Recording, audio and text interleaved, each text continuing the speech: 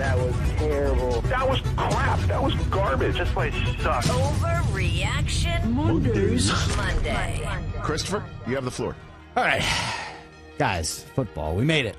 We made it. No more weekends without football until February. That's awesome. Okay, so looking at some of the headlines here. So Davante Adams was talking about how he's excited to go from one Hall of Fame quarterback to another. That was kind of interesting. Davante Adams, in the last 2 years has had 29 touchdowns. So my overreaction is this. Davante Adams is going to have at least 14 this season. Bingo. Yes, sir. I'm back in my play every single time when this comes up. Anything you ask me about the Las Vegas Raiders until football actually play, of course. I did their record the other day in the win-loss game. I made them 12-5, and I made them 5-1 in division, which is what you need to be if you want to win this ridiculously difficult and competitive division, as Mark Schlereth just earlier this hour echoed. Yes, sir. Now, in the same way that I just mentioned, don't take the cheese with Tyreek Hill, right? Calling two of the most accurate quarterback in the league is a slag on Mahomes. He's talking his guy up, and this is the way that Davante Adams feels about Derek Carr, and this just makes me want to be even more all in on the Raiders, because I bet you if you ask Davante Adams, and we will talk to him at some point, that if he feels part of his role in Las Vegas is, in fact, to give a target to a guy who he wants to make the Hall of Fame, that he feels a responsibility to provide the touchdowns and the targets and the catches and the yards that would be also on Derek Carr's resume, build him up, win championships, get him a ring if not two, maybe even win him an MVP award by providing that target, and help him get to Canton, where we all know Davante Adams is headed. I love it. Let's go. What's next? Am I overreacting? I might even be overreacting. I might even have fallen into the trap. But I'm in. More Davante touchdowns or Raider wins? Davante touchdowns. Okay. And again, I'm trying to be consistent here. I think understand. he gets 14, which is 2 more than the 12 I gave him in the win-loss game. All right, we talked a lot last week about the Madden ratings. All that stuff came out. A lot of players had issues with where they were rated. Tom Brady is the highest-rated quarterback in Madden. He's a 97. Okay. Tom Brady's the best quarterback heading into the 2022 season.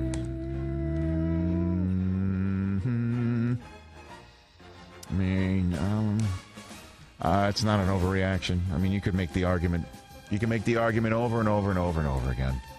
Personally, I think Josh Allen's going to take another step forward. I think Gabriel Davis and I think James Cook are going to add two. Like, Davis is going to take another step up. And James Cook is the guy who nobody's talking about. Nobody's talking about him. So, how can you say that's an overreaction? I don't think you can. He's 45 years old. I don't know. So what? I mean, when are we going to stop talking about his age, man?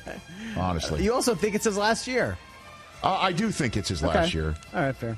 But ask me that again around Halloween. What else, Christopher? I don't know if this is an overreaction. Also, just an observation. Nobody's talking about the Tennessee Titans. That's correct.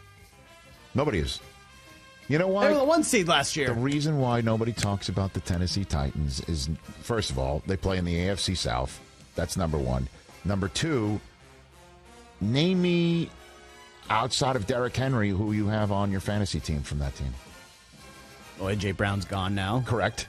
Maybe you have Tannehill as a backup. Exactly. He's your backup. That's why. And we all live in a fantasy football world, and who scares you? Who scares you from that team? Who do you circle? Who do you go? It's Derrick Henry. It's Derrick Henry. And they did lose A.J. Brown, and everybody saw Tannehill throw one right to the Cincinnati Bengals last year. So, put it all together, and people don't talk about the Tennessee Titans. They were the 1 seed last year, folks, in the AFC. Let's not sleep on that. So, I think that's why. And they also don't have a star quarterback, a top tier, if you will, and we'll be talking about the Athletic story where 50 NFL executives and coaches combined talked to Mike Sando about the top quarterbacks in the league, and they tiered them 1 through 5. 5 different tiers of quarterbacks. I mean, Tannehill's not even considered a top 10 quarterback in a conference where loaded now. Allen, Lamar, Joey, Justin, Russell. That's just 5. That's 5. Is Tannehill the best quarterback in his division now with Matt Ryan there? I mean, we can have an argument over it. That's for sure. So, what else over there? What else you got? I saw this yesterday, too. Kyler got the bag last week, and he's the second highest paid quarterback now per average. Well, RG3, our buddy Robert Griffin, said Lamar Jackson should be the first $50 million a year quarterback. Is he going to get it? You asked me 2 questions. Should he get it, or is he going to get it? Should he be? Yes. Yes, he should. You know why, Chris? Because it's his turn. It's his turn. That's preposterous. It's his turn. $50 million a year? It's his turn. It's what the market pays.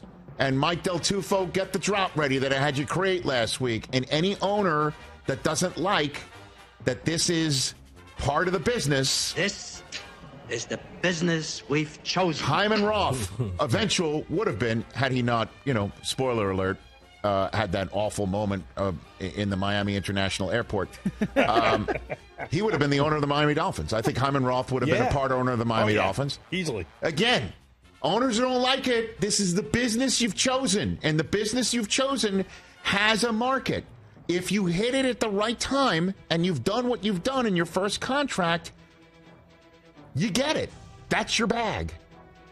So Lamar may not get it, and RG3's not wrong. So I didn't ask. Who gave the order? Thank you very much. Thank you very much. Lamar has kind of slow played this into a lot more money, though, for him, potentially.